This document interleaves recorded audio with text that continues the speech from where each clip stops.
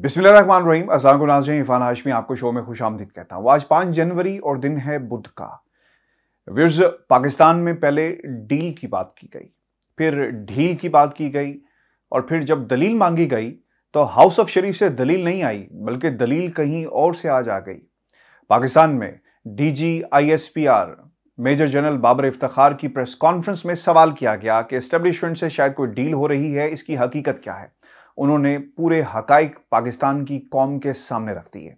इस press conference में मजीद क्या कहा गया, तफसील से हम बात करेंगे, और फिर दूसरी तरफ जो रिएक्शन आया है इस पर भी मैं अपना तज्जिया आपके सामने रखूंगा। लेकिन आपको इस पर जाने से पहले हम पाकिस्तान में पिछले एक माह से क्या हो रहा है वो हकाइक आपके सामने रखते हैं। लंदन के अंदर अफवाहों का बाजार गर्म होता है। नवाज शरीफ साहब पाकिस्तान बहुत जल्द चले जाएंगे, अभी चले जाएंगे, कल चले जाएंगे, इस किस्म की बातें की गई। पाकिस्तान से मुस्लिम लीग नून के लोग यहां पर आते हैं। यार सादिक साहब उस पर टॉप ऑफ द लिस्ट हैं। उन्होंने आकर मुलाकात की और फिर कहा कि मेरी जो मुस्कुराहट है उससे आपको अंदाजा हो जाएगा कि कुछ होने वाला है।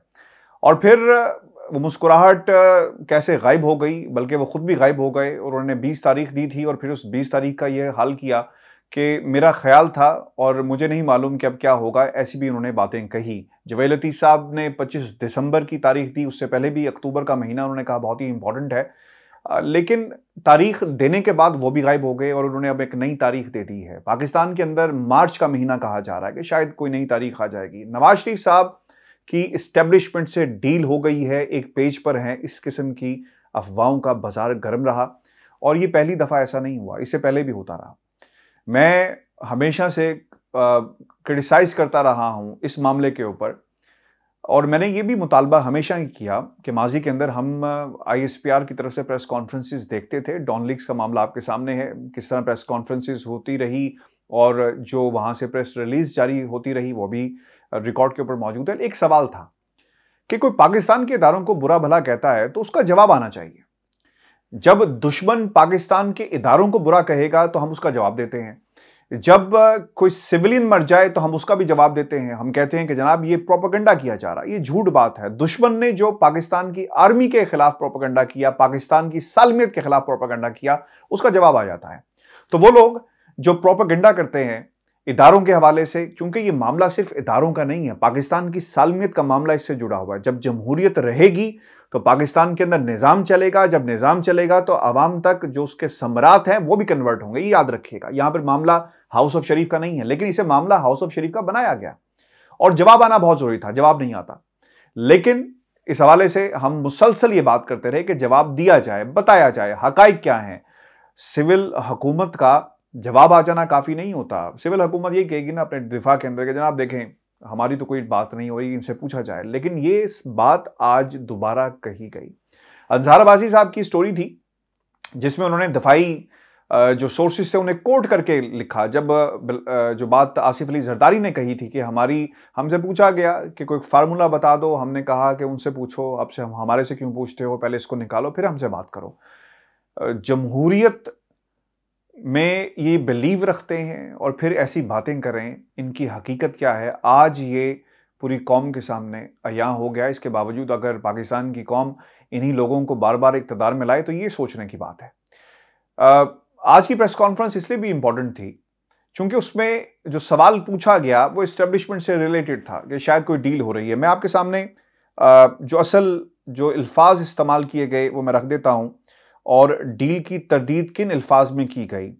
अच्छा, DG ISPR major general Babar Iftikhar कहते हैं कि अगर कोई डील की बात कर रहा है, जो उन्होंने जवाब दिया, तो उसी से पूछें कि कौन डील कर रहा है, डील के शवाहिद क्या है, क्या मुहर्रिकात हैं। ऐसी कोई चीज़ नहीं, ये बेबुनियाद बातें हैं। इस मामले पर जितनी कम बहस की जाए उतना ही मुल्क के मफाद में बेहतर है। अच्छा, फिर एक उनसे सवाल ये किया गया कि सिविल मिलिट्री ताल्लुकात में कोई मसला नहीं, चूँकि पूछ रहे थे लोग कुछ वहाँ पर बैठ के क्या कोई ताल्लुकात, कोई खलीज पाई जाती है, ताल्लुकात अब वैसे नहीं है जैसे होने चाहिए थे। उन्होंने कहा कि मुसल्लह अफ़वाज हुकूमत के अहकामात के तहत काम करती है। आपको याद होगा इससे पहले भी एक लफ्ज़ इस्तेमाल किया गया, क्या आपके दोस्त नहीं आए। नवाज शरीफ के जो चाहने वाले हैं, जो प्यारे हैं, उन्होंने ये बात कही और ये आर्मी चीफ से बात की गई कि आपके दोस्त नहीं आए, जिस पर आर्मी चीफ ने एक तारीखी जुमला कहा था कि वो मेरे दोस्त नहीं बल्कि ही इज़ माई बॉस।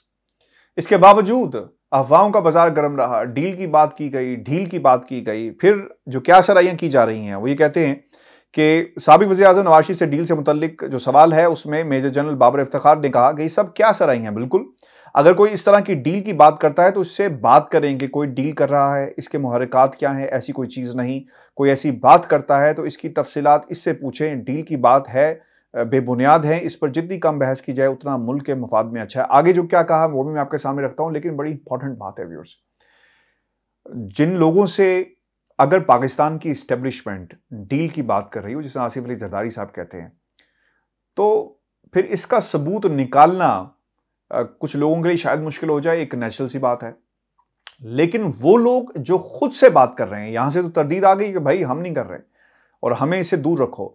और अगर दूसरी तरफ से ये बात की जा रही है, यानी नवाज शरीफ साहब बात कर रहे हैं, आसिफ अली जरदारी या इनके चाहने वाले बात कर रहे हैं, दूसरा ब्लॉक कर रहा है, ऑपोजिशन कर रही है, तो वो किस मुंह से वो सबूत कौम के सामने रखेंगे कि जनाब ये देखें, ये वो हैं वो सबूत जिनके मुताबिक बस ये साबित हुआ कि एक डील है जिसके ऊपर बातचीत हो रही है। क्योंकि अगर ये ओपोजिशन खुद गई, जो जाती है, जो बात करती है, मोहम्मद जुबैर साहब का एपिसोड आपके सामने है, किस तरह बात की गई। फिर पाकिस्तान मुस्लिम लीग नून ने भी ये कहा कि अगर आपने किसी से मिलना है तो क़यादत को इत्तेमाद में लेकर मिलेंगे, क्योंकि सुबकी हुई और उसको बिल्कुल चौक में उस गुफ्तगू को रख दिया गया कि किसने किससे मुलाकात की और क्या पैगाम पहुंचाया गया। तो उस वक्त इनकी सुबकी हुई और इसलिए किसी सूरत भी ये सबूत जो बातें करते हैं और जिसका तकाजा किया जा रहा है वो कभी भी पाकिस्तान की ओपोजिशन की जमातें और खुसूसन वो लोग जो अपने आप को एसोसिएट कर रहे हैं इस डील से, वो नहीं करेंगे। फिर उनसे सवाल ये किया गया कि सिविल मिलिट्री में कोई मसला है, मसला अफवाज हुकूमत के अहकामात के तहत काम करती है। बिल्कुल ठीक उन्होंने कहा। साबिक वज़ीर-ए-आज़म नवाज शरीफ से डील से मुतल्लिक सवाल पर बाबर इफ्तिखार, मेजर जनरल बाबर इफ्तिखार ये भी कहते हैं कि क्या सराहियां हैं, कोई डील नहीं हो रही, सबूत हैं तो सामने लेकर आएं। फिर यह भी कहा गया कि कुछ अरसे से, ये बहुत इंपॉर्टेंट बात है, और पाकिस्तान के अंदर ये वॉर शुरू हो चुकी है। इस कबीले का सहाफ़ी, उस कबीले का सहाफ़ी और कुछ ऐसे सहाफ़ी हैं जिनका कोई कबीला नहीं है और वो अपनी जंग खुद लड़ रहे हैं, पाकिस्तान की जंग खुद लड़ रहे हैं। एक मुनज़्ज़म मुहिम चलाई जा रही है जिसका मकसद हुकूमत, अवाम और इदारों के दरमियान खलीज पैदा करना है और इदारों पर अवाम के एतमाद को ठेस पहुंचाना है। देखिए मैं आपको एक बात बताऊं, और ये बहुत ही संजीदा बात है। हम लोग जो सहाफ़ी हैं, जब किसी के स्पोक्समैन बन जाएंगे, किसी से बारात लेंगे, किसी से घर लेंगे, किसी से तोहफे के अंदर गाड़ियां एक्सेप्ट करेंगे, मर्सिडीज गाड़ियां एक्सेप्ट करेंगे, तो फिर हमारा कलम भी कैद हो जाएगा, हमारी जुबान भी बंद हो जाएगी और हकाइक हम सामने नहीं ला सकेंगे। हमारी आंखें ज़रूर देख रही होंगी कि हमारे सामने करप्शन हो रही है, हमारी आंखें ज़रूर देख रही होंगी कि लोगों के साथ जुल्म हो रहा है, लेकिन हम उस मंजर को अपनी तहरीरों के अंदर और उस मंजर को अपनी ज़ुबान के अंदर, यानी ज़ुबान के ज़रिए आपके सामने नहीं ला सकेंगे। और ये अलमिया है। और अगर ज़ुबान बंदी कर दी जाए ऐसे ओछे हथकंडे इस्तेमाल करके, तो फिर सच का जो हशर होगा वो वही है जो आजकल आपको मीडिया मैनेजमेंट की ऑडियो लीक्स के ज़रिए आपके सामने है। सहाफ़ी का काम ये होता है कि आपके सामने हकाइक लेकर आए, और हकाइक आने चाहिए। लेकिन हो यहाँ पे ये रहा है लंदन के अंदर, और लंदन से पाकिस्तान के मुख्तलिफ सोशल मीडिया प्लेटफॉर्म्स जो हैं, तरीका वारदात क्या है, कैसे वारदात डाली जा रही है। अगर आप पाकिस्तान में होंगे और अदारों के खिलाफ बोलना शुरू करें तो मुश्किल हो जाएगा। आप बरतानिया में रहते हुए यहाँ के बहुत सारे इदारों के खिलाफ आप बात नहीं कर सकते। फ्रीडम ऑफ एक्सप्रेशन एक हद तक है, उससे आगे आप बढ़ेंगे, रेड जो एरियाज़ हैं उनके अंदर अगर आप जाएंगे तो फिर प्रॉब्लम हो जाती है और आप उसे क्रॉस नहीं कर सकते। ये हर मुल्क के अंदर इसी तरह होता है। बाज़ बातें अगर आप करेंगे तो आप कानून की गिरफ्त में आ जाएंगे और आप बातें नहीं कर सकते। उन्होंने किया क्या कि पाकिस्तान आर्मी के खिलाफ अगर बात करनी है तो वो ऐसे अकाउंट्स बाहर से ऑपरेट किए जाते हैं। आप यहां पर बैठ के पाकिस्तान की एस्टेब्लिशमेंट को बुरा भला कहना शुरू कर दें, कोई आपसे सवाल नहीं करेगा, कोई आपसे कहेगा नहीं कि ये क्या हो रहा है। याद रखें, अल्ताफ हुसैन का केस भी आने वाला है और इसकी रिपोर्टिंग भी इंशाल्लाह जो हकायक होंगे हम आपके सामने रखेंगे। और ये इसलिए भी इम्पोर्टेंट है क्योंकि पाकिस्तान के खिलाफ इस ज़मीन को इस्तेमाल किया गया, इसके ऊपर भी अभी फैसला होना है कि क्यों इस्तेमाल किया गया, और जो हेट स्पीच है इसके ऊपर भी बात है, इंशाल्लाह हम तफसील से करेंगे। तो दूसरी सरजमीन को, दूसरे मकाम को, मुल्क से बाहर इसे इस्तेमाल किया जाता है। अगर आपने नवाज शरीफ के हक में कोई कैंपेन चलानी है तो बाहर से आप आराम से चला सकते हैं अगर कोई चाहता है। अगर आपने पाकिस्तान आर्मी के खिलाफ कोई कैंपेन चलानी है तो बहुत सारी ऐसी वेबसाइट्स हैं जो भारत से चलाई गई, बाहर से भी चलाई गई, आप उनके ऊपर काम कर सकते हैं, कैंपेन चला सकते हैं। तो यही कुछ हो रहा है, लोग ट्विटर पर बैठकर कैंपेन चला रहे हैं। और इसका तस्करा DGISPR major general Babar Iftikhar ने भी किया, और किन अल्फाज में किया वो ये कहते हैं कि जिसका मकसद हुकूमत अवाम और इदारों के दरमियान खलीज पैदा करना है। वो इशारा उनका था उस मुहिम का जो इस वक्त चलाई जा रही है शाम के टीवी प्रोग्राम्स के अंदर, उन्होंने इस तरह भी इशारा किया। वो ये कहते हैं कि ऐसी तमाम सरगर्मी में ना सिर्फ आगाह हैं बल्कि उनके लिंक से भी आगाह हैं। ये लोग पहले भी नाकाम हुए, अब भी नाकाम होंगे। मजीद वो ये कहते हैं कि एस्टेब्लिशमेंट ने ये कर दिया, वो कर दिया। शाम के प्रोग्राम्स में सिविल मिलिट्री ताल्लुकात में कोई मसला नहीं है, एस्टेब्लिशमेंट को इस मसले से बाहर रखें। ये तो आज खैर एक लकीर उन्होंने खींच दी है कि जब जब पाकिस्तान के इदारों को मिलान करने की कोशिश की जाएगी उसका मुंह तोड़ जवाब दिया जाएगा। इसलिए मैंने आपसे जो इतनी लंबी तमहीद बांधी कि मैं ये क्रिटिसाइज करता रहा कि जवाब आना चाहिए, और आज बिलाखिर जवाब आया। क्योंकि जो मुल्क दुश्मन अनासिर होते हैं, ज़रूरी नहीं कि मुल्क से बाहर हों, बल्कि वो मुल्क के अंदर भी जमहूरी जो उन्होंने लिबास ओढ़ा हुआ है, इस लिबास के अंदर पाकिस्तान से दुश्मनी कर रहे हैं, क्योंकि इनका मकसद सिर्फ ये है कि किसी तरह अपने खिलाफ केसेस को ख़त्म किया जाए और वापस इक़्तिदार में कैसे आना है इस चीज़ को वो हमें अमली तौर पर यानी ये मुहिम चलाकर करते हुए नज़र आते हैं। अच्छा, इसके अंदर जो नवाज शरीफ साहब की बात थी वो तो बिल्कुल ठीक, उन्होंने इसका जवाब भी आ गया। अच्छा, इसके बाद दूसरी जो बात हुई वो सिविल मिलिट्री ताल्लुकात के हवाले से था। इस पर भी उन्होंने बड़ी तफसील के साथ बता दिया, और कुछ और जो बातें थी वो भी बड़ी इंपॉर्टेंट हैं जो मैं आपके सामने व्यूअर्स रखूंगा। भारतीय फौज के हवाले से वो ये कहते हैं कि धमकियां और झूठा प्रोपोगंडा किया गया, भारत ने खिते के अमन को तबाह दाव पर लगाया हुआ है, भारत अंदरूनी तौर पर इंतहा पसंदी की तरफ गामजन है। बहुत ही इंपॉर्टेंट है। अभी ये जो कुछ शारदा जो जगह है जहाँ पे एक सिविलियन को मारा गया, और फिर कहा गया कि पाकिस्तान की आर्मी इसके ऊपर कोई ऑपरेशन करने जा रही थी, ये भी प्रोपेगेंडा दुनिया के सामने अब अयां हो गया है। क्योंकि उसका जो बयान था वो भी मंजर आम पर आ गया, और फिर उसकी तस्वीर भी मंजर आम पर आ गई, और जो बता रहे थे कि ये फौजी है वो रिटायर बहुत पहले हो चुका है। अच्छा, फिर ये भी उन्होंने आज कहा कि फरवरी के वो ये कहते हैं कि राब्ते के सबब पूरा साल लाइन ऑफ कंट्रोल पुरअमन रही, लेकिन हाल ही में भारतीय फौज ने वादी नीलम के सामने एक जाली इनकाउंटर किया, जिसका जिक्र मैंने आपसे कुछ ही देर पहले आपके सामने किया, और बेगुनाह लोगों को शहीद कर चुका है। भारत के झूठे प्रोपेगेंडे का मकसद इंटरनेशनल कम्युनिटी की तवज्जो इस मसले से हटाना है। तर्जमान पाक फौज ने यह भी कहा कि कश्मीर का बदतरीन मुहासरा जारी है, जो कुछ कश्मीर में हो रहा है तमाम कश्मीरियों के साथ हम खड़े हैं और इंशाल्लाह उनकी आवाज़ बढ़ते रहेंगे। जिस तरह आज पाकिस्तान आर्मी की तरफ से जो स्टेटमेंट भी जारी की गई। फिर 2021 में शुमाली वज़ीरिस्तान में हम ऑपरेशन किया गया। इस ऑपरेशन में मुकम्मल रियासती रिट बहाल हुई, और अगस्त 2021 में अफगानिस्तान से गैर मुल्की अफवाज का अचानक इनखला हुआ, जिसके साथ पाकिस्तान की सिक्योरिटी पर पड़े। बहुत ही ज़रूरी है अफगानिस्तान के अंदर अगर अमन होगा तो यकीनन पाकिस्तान में भी अमन होगा। अगर अफगानिस्तान के अंदर खाना जंगी दोबारा शुरू हो गई, हालात ख़राब हो गए, तो इसका डायरेक्ट इम्पैक्ट पाकिस्तान में पड़ेगा, और सबसे बड़ा इम्पैक्ट ये होगा कि वो लोग जो नकल मकानी करेंगे, महाजिर होंगे, वो कहाँ जाएंगे? वो पाकिस्तान आएंगे। फिर उन्होंने ये भी कहा कि कोई दो राय नहीं कि हर चीज़ में मईशत का अमल दखल है और माशी चैलेंजेस नए नहीं हैं। ये बड़ा इंपॉर्टेंट है व्यूअर्स।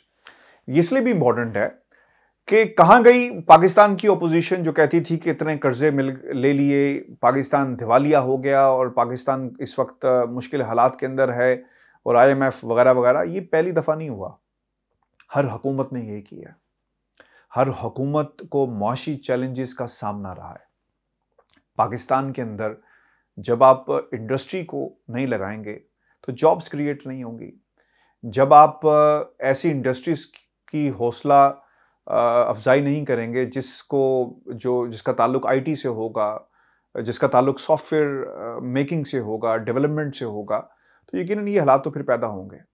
क्योंकि जब मुल्क के अंदर इंडस्ट्री लगेगी, जब मुल्क के अंदर नए नए एवेन्यूज़ ओपन होंगे बिजनेसेस के, मार्केटिंग के, आज दुनिया ग्लोबल विलेज बन चुकी है और लोग अपने घरों में बैठकर वर्क फ्रॉम होम हज़ारों रुपया कमाते हैं, करोड़ों रुपया कमाते हैं।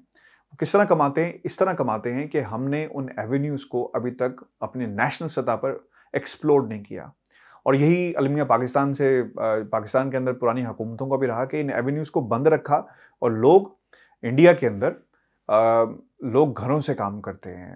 जो सॉफ्टवेयर कंपनीज़ हैं, जो हाउसेस हैं, वो अपने सॉफ्टवेयर्स को उन्होंने लिंक किया हुआ है दुनिया की मार्केट के साथ। आप सॉफ्टवेयर डेवलप करें इंडिया के अंदर, वो बिकेगा इंटरनेशनल मार्केट के अंदर, तो फ़ायदा किसको होगा?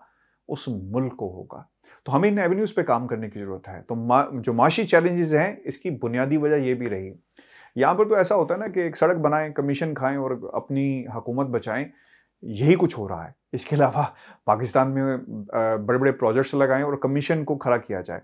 हमेशा से ये होता रहा कि कमीशन को खड़ा कैसे करना है। ये है वो गिदड़ सिंगी जिसके तहत लोग अपनी हुकूमतें पहले बनाते हैं और फिर इनको बचाते हैं, और जब हुकूमत से चले जाते हैं तो फिर यही पैसा इस्तेमाल किया जाता है अपने के खिलाफ जितने भी केसेस होते हैं, इन केसेस को लड़ने के लिए। व्यूअर्स, ये कुछ आज की अहम खबरें थी जो मैंने आपके साथ शेयर की। आपको ये बता दें कि इस पे पाकिस्तान तहरीक-ए-इंसाफ की हुकूमत का मौक़िफ़ भी सामने आया और उन्होंने कहा कि जो तर्जुमान पाक फ़ौज की तरफ से ये बयान आना obviously it's a very important, क्योंकि सिविल और मिलिट्री जो रिलेशनशिप हैं वो बिल्कुल ठीक हैं और इसमें कहीं भी दरार नहीं पड़ी। पाकिस्तान के अंदर जो इलेक्शन कमीशन, एक जो स्क्रूटनी कमेटी का गालबन उसकी एक रिपोर्ट आई और उसके ऊपर काफ़ी there is a large hue and cry. लोग इसका जिक्र भी कर रहे हैं और अपोजिशन इसका शोर भी मचा रही है कि शायद तलाशी जब ली गई तो पता चला कि मौजूदा हुकूमत करप्ट हुकूमत है।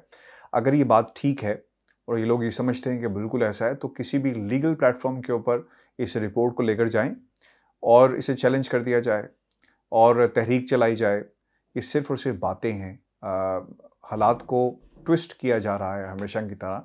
इस रिपोर्ट को पहले पढ़ लें और इस रिपोर्ट को पढ़ने के बाद मेरा ख़्याल है कि जो फ़ॉरेन फंडिंग की बात की जा रही थी और फिर कुछ ऐसे अकाउंट्स की बात की जा रही थी, कहाँ पे लिखा हुआ है इसका हवाला देना बहुत ही ज़रूरी है, जो इस हवाले से किसी ने कोई बात नहीं की। और फिर आखिर में जाने से पहले हमने कल प्रोग्राम किया था शाद भट्टी साहब के हवाले से, और आज क्या हुआ, पाकिस्तान की तमाम सहाफ़ती तंजीमें मैदान में आई हैं और मज़म्मत की गई है। बाद ने तो ये भी कहा है कि मुतालबा किया है कि वो माज़रत करें, और इस वक्त मुकम्मल खामोशी है हाउस ऑफ शरीफ, लंदन के अंदर, पाकिस्तान के अंदर, जाती उम्रा में किसी लेवल से किसी किस्म की कोई स्टेटमेंट जारी नहीं की गई, और जिसने बहुत सारे सवालिया निशान एक बार फिर इस हुकूमत के ख़िलाफ़ जितनी भी ताकतें कार फरमा हैं उनके ऊपर और फिर अपोजिशन के ऊपर, ख़ुसूसन हाउस ऑफ शरीफ के ऊपर जो है वो लगा दी हैं। क्योंकि जवाब तो आना चाहिए था, कोई स्टेटमेंट जारी हो जाती, लेकिन कोई स्टेटमेंट जारी नहीं है। मैं तो हैरान हूँ कि परवेज़ रशीद साहब जब नेक्स्ट टाइम मीडिया के सब को